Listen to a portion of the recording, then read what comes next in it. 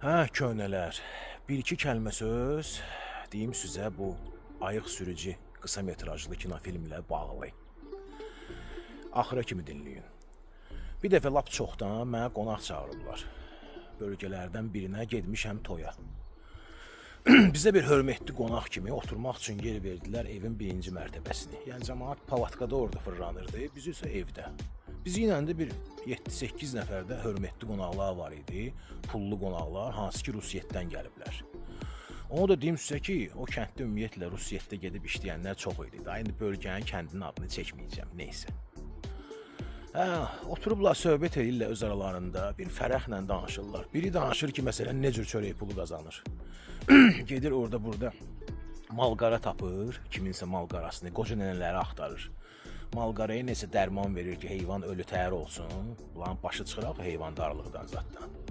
Sonra da gəlir həstə adı ilə həmən heyvanı alır, babuşkaları alladır, gedir satır. Belə bir fərəxlə danışır o ilə, yəni fəxrlə danışır. İkincisi də deyim sizə nə edir.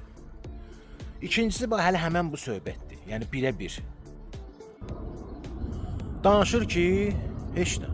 Gedir tam dəqiq birə-bir o kinodakı söhbəti danışır. Gedir, yəni babuşka tapır öz dediyinə görə, hansının ki yaşı azdır, daha doğrusu çoxdur. Babuşkanın qılığına girir, o ilə hərəkət eləyir, sevgi fırladır ki, sonra evlənsin o ilə, ev, zadda hamısı qalsın buna.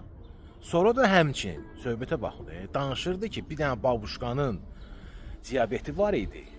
Hələ bir ki, o şəkər tozunun əvəz edicisini içir də ki, ölməsin. Olmaz axı, diabetiklara adi şəkərli, yəni çay içmək belə bir şey. Bu, bilə-bilə götürüb onun əvəz edicisini şəkərlə əvəz eləyirdi ki, bunun şəkəri qalxsın, ölsün.